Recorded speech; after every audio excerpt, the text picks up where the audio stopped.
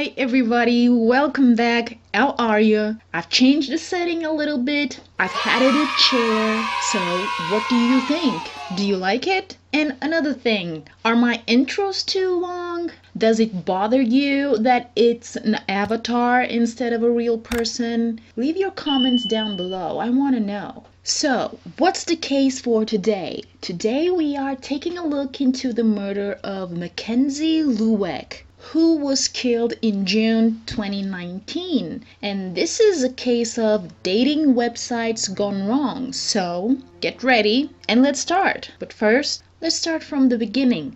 Let's start with some background information on Mackenzie Lueck, the victim of this brutal crime. Mackenzie Lueck was born in 1996. She grew up in El Segundo, California. She had 3 brothers. When she was in high school, she was on the swimming team and she was also a water polo player. Mackenzie was a student at the University of Utah and she majored in kinesiology and pre-nursing. Mackenzie worked at a Salt Lake biological testing company.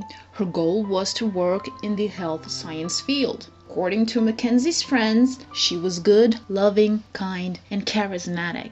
This horrific crime happened in June 2019. Mackenzie went home to El Segundo, California for her grandmother's funeral. Then she went back to Salt Lake City. On June 20th, 2019, after several days without being able to reach Mackenzie, her father called the Salt Lake City police and asked them for a wellness check. Officers went to Mackenzie's apartment. Her car was there, but Mackenzie was nowhere to be found. And then a missing persons report was filed that day. The police started to investigate Mackenzie's disappearance, hoping they would find her alive. They searched several places for Mackenzie. They knocked on doors. They also checked Mackenzie's social media and phone records for clues. The police found out Mackenzie was picked up by a Lyft driver on June 17th when she arrived at the airport. They interviewed the Lyft driver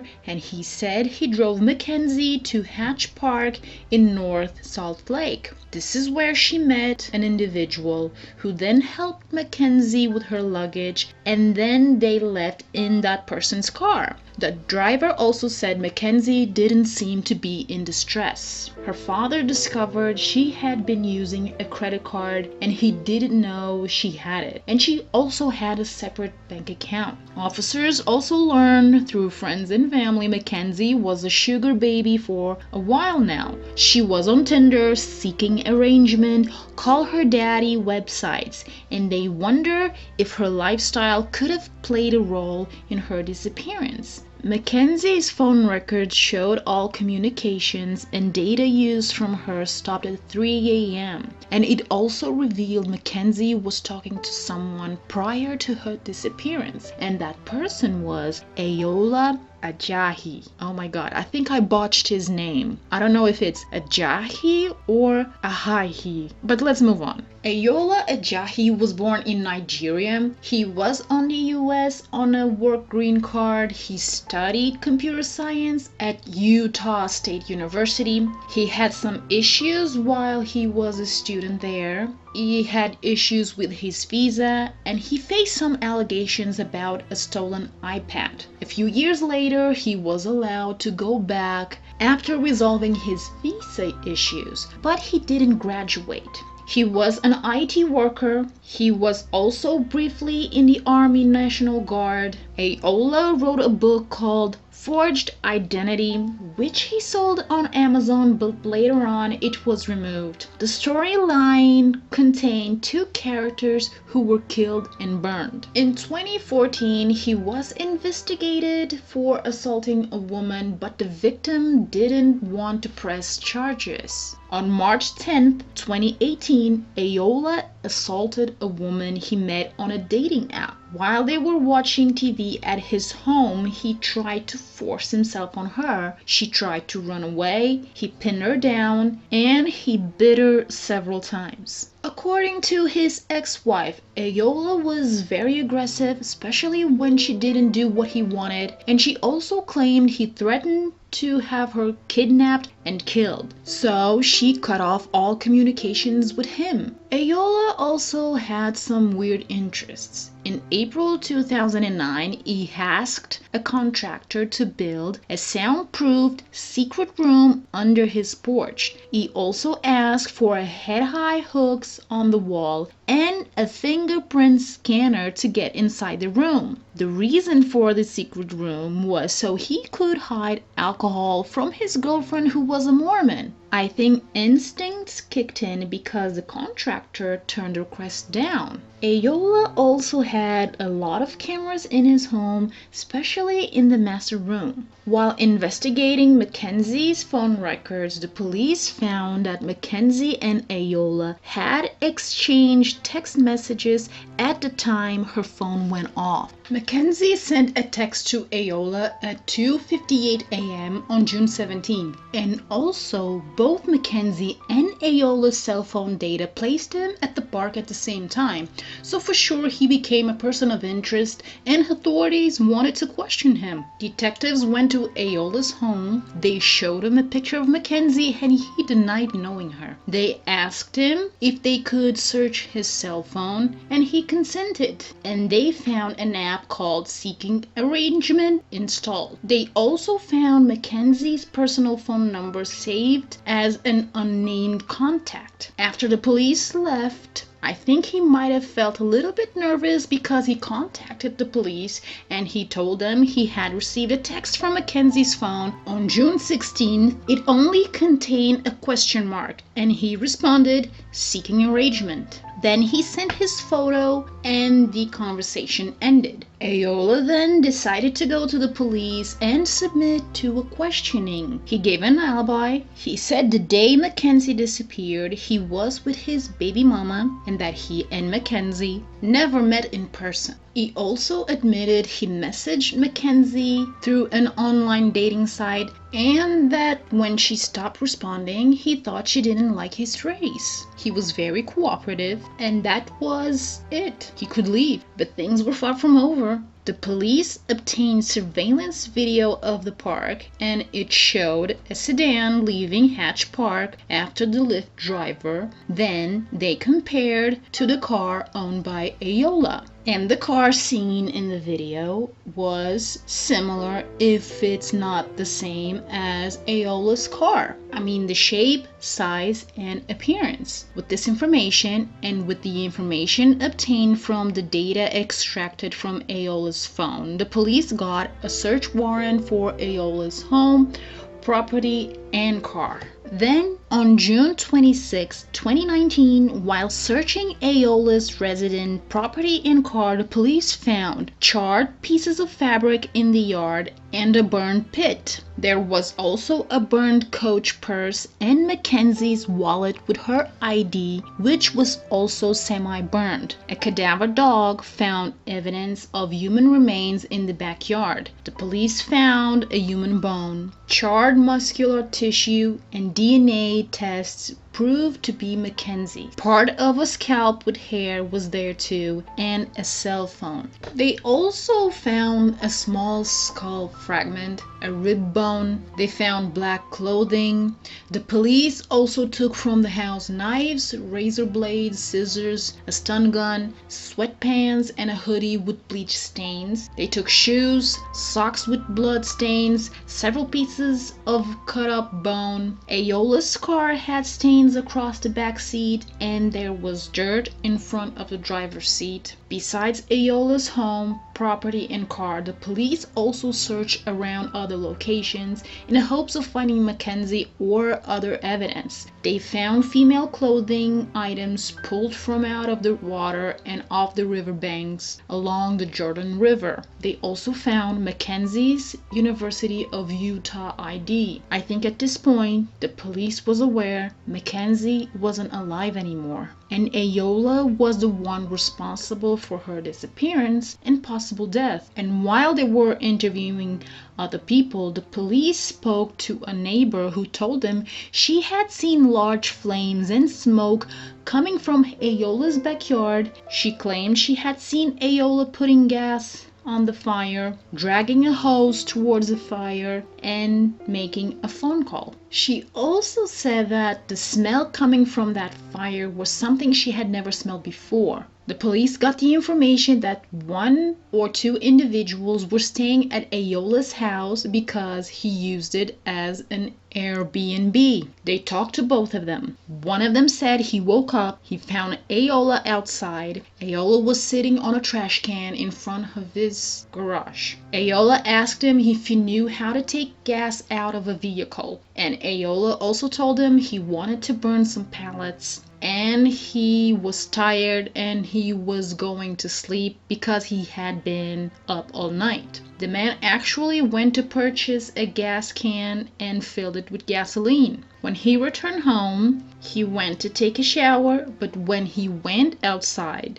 there was a fire in the backyard. He also found it weird Ayoola was burning the pallets because he could have just discarded them just by breaking them apart and throw them away. He also didn't think it was allowed to someone to burn pallets in an open air in their yard. The other man who stayed at the Airbnb told the police he never had direct contact with Ayoola and they never met. After everything they found on Ayoola's property, residence, and car, the police took him into custody for questioning. They read his Miranda rights and asked him if he agreed to talk to them without his lawyer, and he said yes. And this is a big mistake. Always ask for a lawyer. Regardless if you didn't do anything, always ask for a lawyer.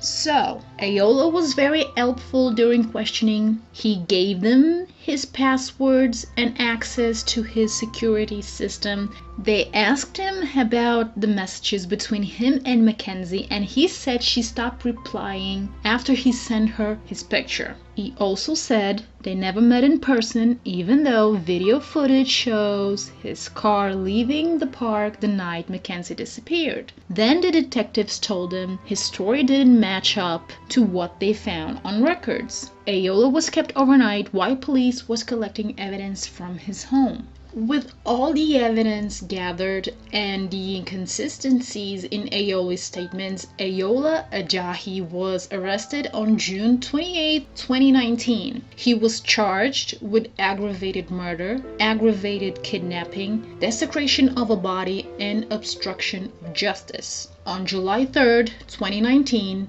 Mackenzie Lueck's body was found in Logan Canyon. The police used Ayoola's phone records, which showed his cell phone pinged at the Logan Canyon after Mackenzie disappeared. While investigators were searching for Mackenzie, they found a shallow grave which contained Mackenzie's charred body. Mackenzie had her arms bound with a zip tie and rope behind her back, and she also had part of her left scalp missing, and she had a hole in her head. Mackenzie's autopsy revealed she suffered blunt force trauma to the left side of her head, which would have caused fatal hemorrhaging. On October 7, 2019, Ayoola Ajayi pleaded guilty for first-degree murder and third-degree desecration of a human body. With this deal, prosecutors dropped the charges of aggravated kidnapping and obstruction of justice, and they also removed the death penalty off the table. And he also apologized in court. On October 23rd,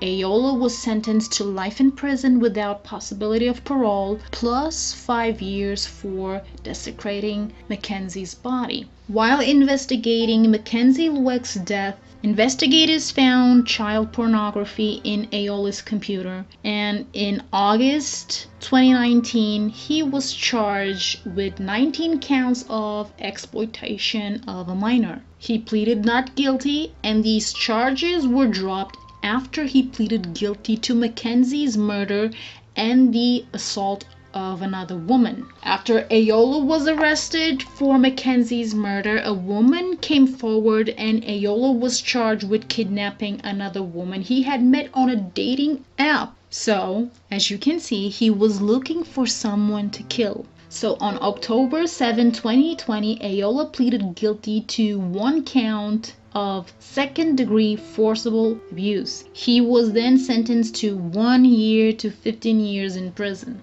According to Ayoola's lawyer, Ayoola had planned to kill Mackenzie before the meeting at the park. He turned off the video in his own security system before he left to meet her. He brought her home, then he tied her up and began to choke her. She tried to stop him. He put a belt around her neck. He pushed her onto her stomach and strangled her. He then burned Mackenzie's body. Then he buried her in his backyard. After the detectives questioned him, he dug up Mackenzie's body and he buried it in a shallow grave in Logan Canyon. And so this is the tragic story of Mackenzie Lueck. When she got into that Lyft ride on her way to the park, she was going into a deadly trap. She didn't know she was going to die, but someone else did. Mackenzie was also blamed for her death because of her sugar baby lifestyle. But I think we should make things clear. Her lifestyle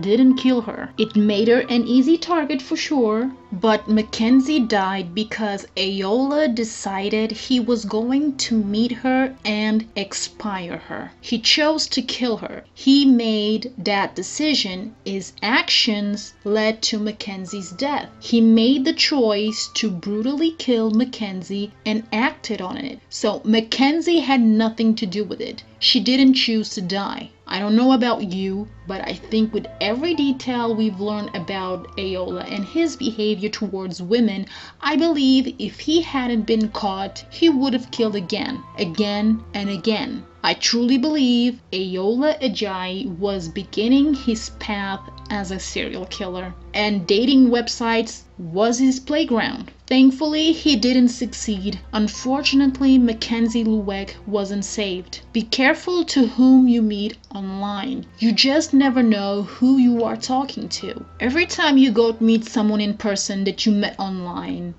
tell someone in advance where you are, with whom. Always meet them in a public space with a lot of people, and take someone with you to make sure you're alright. Then they can leave. There's a lot of dangerous people out there, and the internet is the perfect playground for these evil creatures. There's always someone hunting. And these tragedies are not only real when it happens to us or someone we know. We need to be careful. And to end this, don't forget to subscribe. Click the notification bell button. Thank you for watching. See you the next time. Stay safe.